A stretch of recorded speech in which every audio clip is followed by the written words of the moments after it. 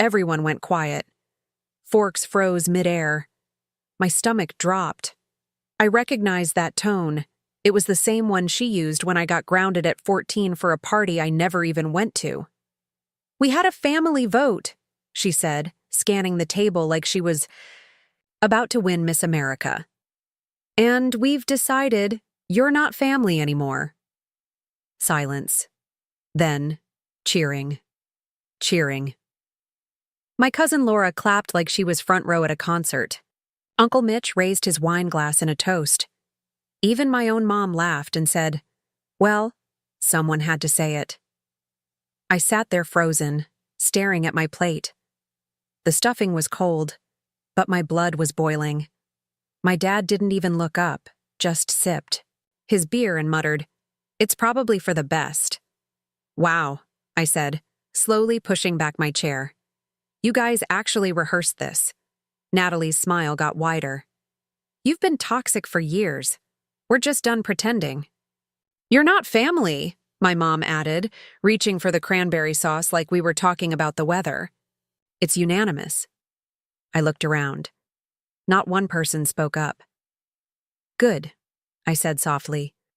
Then I reached into my bag. "I figured this might happen," I said, pulling out a thick folder and placing it in the center of the table. The sound, it made thunk cut through their laughter. Natalie blinked. "What is that?" I leaned back, arms crossed. "Why don't you find out?" She grabbed it, smirking as she opened it.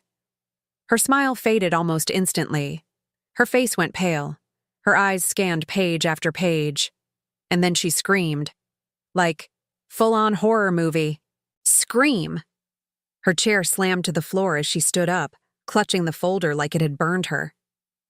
"You monster!" she shouted. "You sick freak!"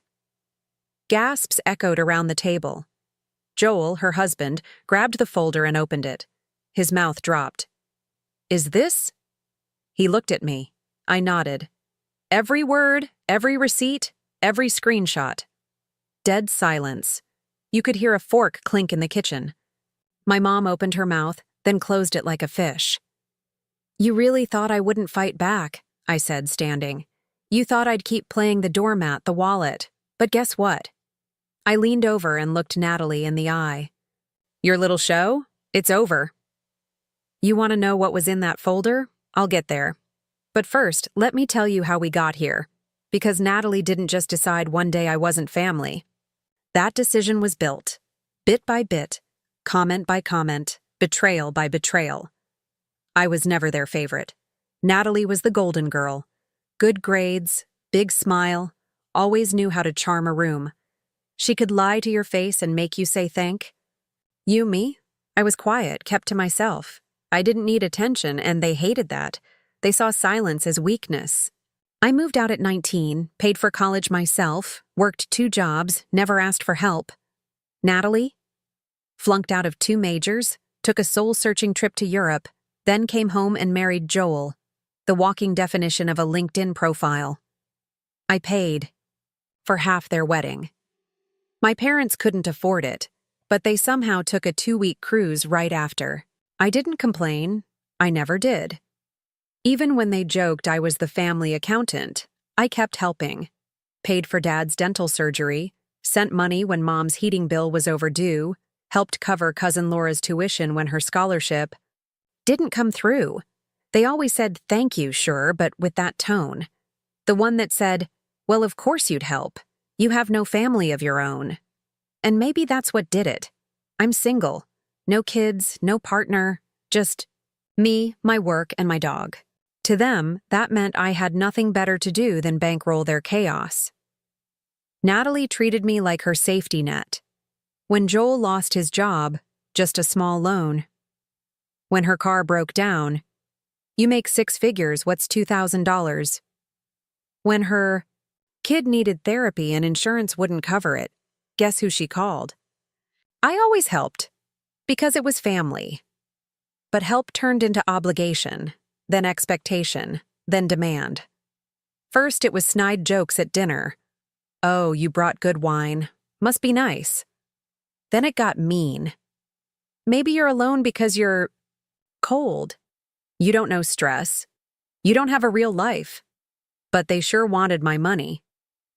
Then came the text. Hey, can you co-sign a loan? Joel and I want to open a wellness cafe. I said no. Her response? Silence. That was 3 months ago. Since then, I've gotten the cold shoulder. Mom stopped calling. Dad sent one-word texts. No invite to the last family dinner. Natalie blocked me on social media after posting some story about cutting off toxic people. I didn't sulk. I started gathering receipts, literal receipts. I keep records, bank transfers, emails, screenshots. I'm not dumb.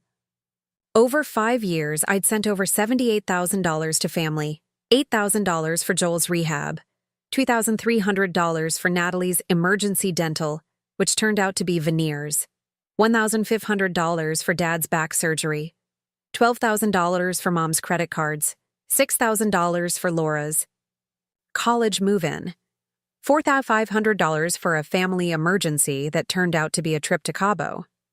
Not once did anyone offer to repay me. They just kept taking. So when I said no, suddenly I was the problem. So I built the folder. Inside was every transaction, every email, every, "Can you just help one more time?" Every time they called me bitter, cold, or useless behind my back. Screenshots of Natalie calling me a cash cow with no spine in a private group she didn't know I could access. That's what made her scream.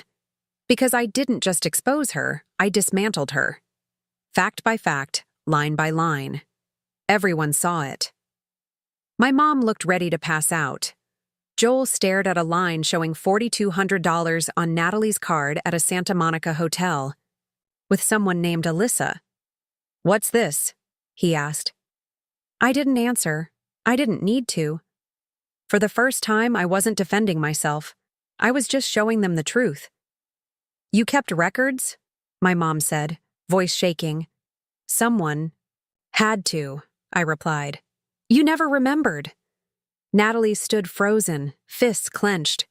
Her eyes darted to Joel, to me, to the folder. "This is a violation," she hissed. "You had no right." "No right?"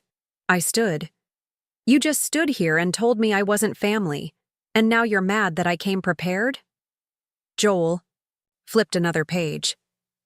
"What's this about Santa Monica?" he asked, his voice tight. Natalie's head snapped toward him. "Don't start." "Who's Alyssa?" he said. "Why were you at a hotel for 3 nights?" Her silence said it all. "Wait," my mom jumped in. "Can't we all just be reasonable?" "Sure," I said. "Let's be reasonable. Like when you called me a parasite while cashing the check I sent you." "That's not fair," she said. "We were under stress." "No," I said. "You were under stress, and I bailed you out. Every single time. And the one time I say no, I'm the villain?" My dad, who'd been silent until now, finally spoke. "You're making this bigger than it is." I turned to him, my voice low. "You knew. You saw. You heard. And you let it happen. Leaned on you." The second page shifted. It wasn't just sorrow. It was strategy. "Your father's health is declining," she wrote. "We can't afford another hospital bill. If something happens to him and you weren't there." That sentence trailed off, as if the implication would guilt me into action. The third page was pure manipulation. "Ellie cries for you. Laura hasn't smiled since Thanksgiving. I miss my son. Please, come home." I folded the letter neatly, put it back in the envelope, and set it in the bottom drawer of my desk. Not in the trash. I wasn't trying to erase it. I was just done letting it control me.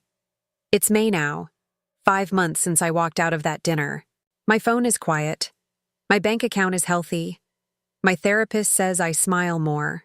And I do. I've made new friends, taken up old hobbies, even adopted a second dog. I still think about them sometimes, especially Ellie. But I remind myself, love, without respect, is not love. Family without accountability is just a trap. I used to think setting boundaries would make me feel lonely. But what I feel now isn't loneliness. It's freedom. It's waking up without dread. It's knowing my worth isn't tied to my usefulness. It's finally choosing myself. So no, I don't regret it. Not the folder. Not the confrontation. Not even the silence that followed. Because peace, real peace, is priceless. And I earned it. You did the right thing. What you described isn't cold. It's clear. You didn't walk away out of spite. You walked away because you were the only one ever expected to bend, to pay, to stay silent while being squeezed dry. You weren't just tired. You were exhausted from carrying everyone else's weight while no one even noticed yours. The letter, the calls, the guilt wrapped in love, those weren't signs of people changing. They were signs of people panicking because they lost their grip on the one person they could always count on to fix everything. You didn't burn the bridge. You just stopped repairing one they kept setting on fire. You gave more chances than anyone had the right to expect. You were generous, patient, forgiving. But when people mistake kindness for weakness long enough, the strongest thing you can do is walk away. And you didn't just walk away, you rebuilt. You didn't trade them for bitterness. You chose peace, therapy, purpose, stillness, freedom. That's not cold. That's growth. And Ellie? One day she might remember how her uncle drew a line, how he chose peace over dysfunction. That's a powerful lesson. Maybe the most powerful gift you could leave behind. So no, you're not cold. You're finally warm because you stopped standing in the cold just to keep everyone else comfortable. You're not surviving anymore. You're living, and that's everything.